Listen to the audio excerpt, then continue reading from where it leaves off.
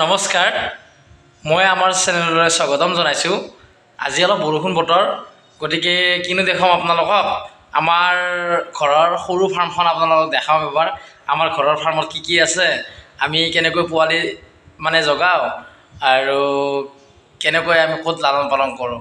গতিকে চাই থাকক মোৰ চেনেলটো আৰু কেনেকুৱা লাগে কমেণ্ট কৰি জনাব। আমাৰ এখন সৰুকৈ হ'লেও ফাৰ্মিং এখন আছে। গতিকে এই ফাৰ্মিংখনত আমাৰ হাঁহ কিছু আছে, কিছু কুকুৰা আছে। এতিয়া মই আপোনালোকক এই হাঁহ কুকুৰাখিনি দেখুৱাম। আগতে বহুত আছিল, এতিয়া কমিছে। তথাপিও এই লাহে লাহে আৰু এতিয়া মোটামুটি ঠাণ্ডা পৰিব ন, লাহে লাহে এতিয়া হাঁহ কুকুৰাখিনি আকৌ উৎপন্ন কৰিম। আমাৰ মেচিনো আছে, ইনকিউবেটৰ মেচিন। মই আপোনালোকক গোটেইখিনি দেখুৱাম। বিশেষকৈ ঠাণ্ডা দিনত হাঁহটো চেল বেছিকৈ যায়। বিশেষকৈ ধৰক ডিচেম্বৰ জানুৱাৰী মাহত হাঁহৰ বহুত চেল হয়। গতিকে এতিয়া আমি হাঁহৰ কণী উমনি দি আছোঁ।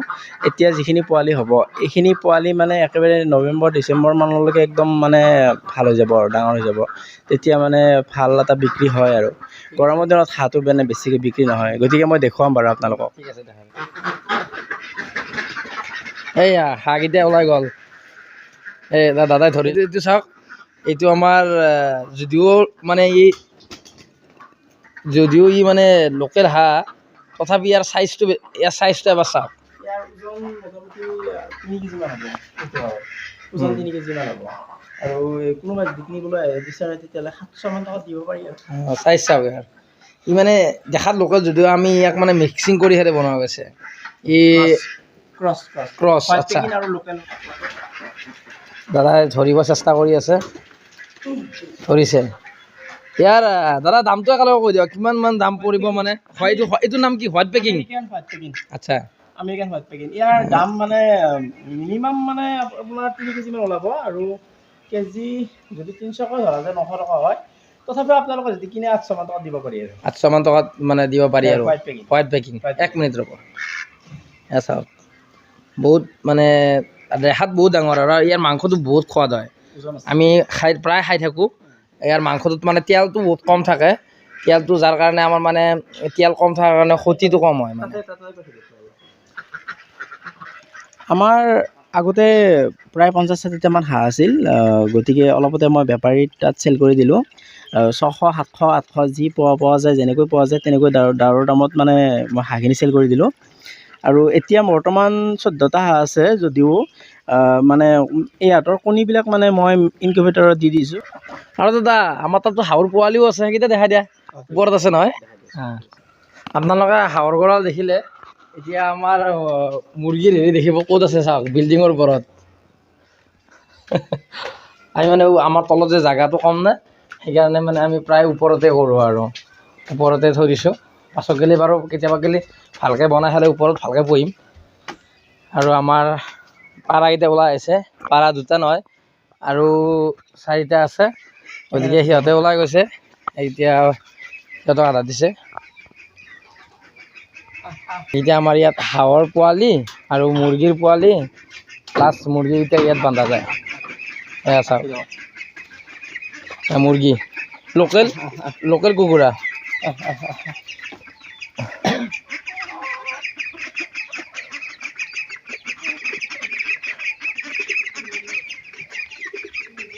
চবে মিলি পেলাই ইয়াত একেলগে আৰু আধাৰ খায়।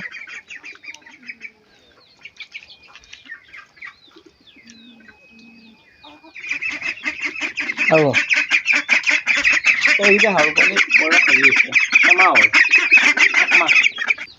এনে যদি কোনোবাই কিনিব খোজে দাদা, এই পোৱালিকেইটাৰ দাম কিমান মান হ'ব?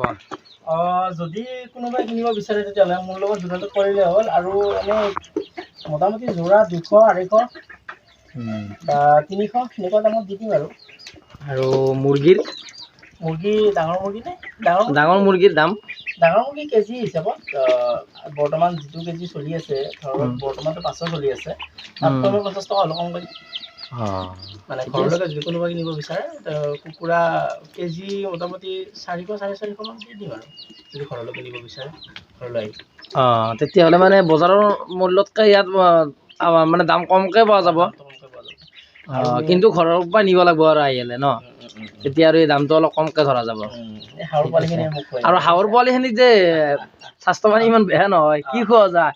হাঁহৰ পোৱালিখিনিক চাপৰ ভাত ষ্টাৰ্টাৰ ব্ৰইলাৰৰ দানা ধৰক লেয়াৰ এইবিলাকে খুৱাওঁ আৰু তাৰমানে আৰু মাকৈ গুড়াও খুৱাওঁ কেতিয়াবা বা এনেকুৱা আৰু বহুত কিবা কিবি খুৱাওঁ খালত মানে বহুত ভাল সিহঁতে মানে বহুত খাই দিয়ে সেইকাৰণে মানে সিহঁতৰ স্বাস্থ্য পাতি ভাল মানে আপোনালোকে বিশ্বাস নকৰিব একমাহ হ'ল এইবিলাক পোৱালি মানে লাগেনে একমাহ বুলি পেলাই দেখাতটো ডাঙৰে হৈছে ফলত সিহঁতে যথেষ্ট ভাল তাৰমানে মানে বহুত মানে খাই দিয়ে সিহঁতে মানে প্ৰজাতিটো বেলেগ সেইকাৰণে মানে সিহঁতৰ মানে স্বাস্থ্য পাতি মানে বহুত ভাল আৰু একমাহ পিছত সিহঁতৰ ওজন 2 কেজি 2.5 কেজি হৈ যাব সিহঁতৰ প্ৰায় একমাহ পাছত আৰু হৈ যাব 2 মাহত মানে জন্মৰ পৰা 2 মাহ পিছত মানে সিহঁতৰ ওজন 2 কেজি 2.5 কেজি হৈ যায় মানে ডাঙৰ হাঁহ বুলি বিক্ৰী কৰিব পৰা যায় ডাঙৰ হাঁহ বুলি বিক্ৰী কৰিব পৰা যায় আৰু ভালে তেতিয়াহ'লে পেণ্টত দাদা আহিছে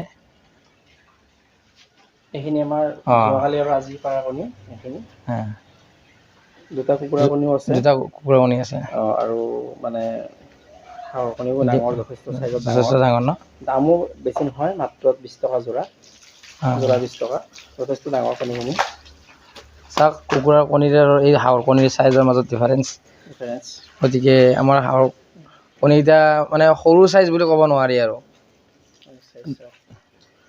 ডাঙৰ চাইজৰ কণী গতিকে দামো কম মাত্ৰ এটাত 10 টকাকৈ লাগিলে নিব পাৰে কমেণ্ট কৰি ক'ব মই ক'ম ইনকুবেটৰ কেনেকৈ মানে পোৱালি মানে দিয়া যায় সেইটো দাদা দেখা দিয়ক ইনকুবেটৰ মেচিন গতিকে আমাৰ ঘৰতে সাজি প্ৰস্তুত কৰিছে বহুত মানে কম দামতে কণীখিনি মানে 20 জুলাই তাৰিখে দিয়া গৈছিলে 20 জুলাই তাৰিখে 20 জুলাই মই লিখি দিছোঁ দে 20 জুলাই আছে 23 জুলাইৰো আছে ডাঙৰ কণী হাঁহৰ কণী আৰু সৰু কণী কুকুৰাৰ কণীখিনি আমাৰে নে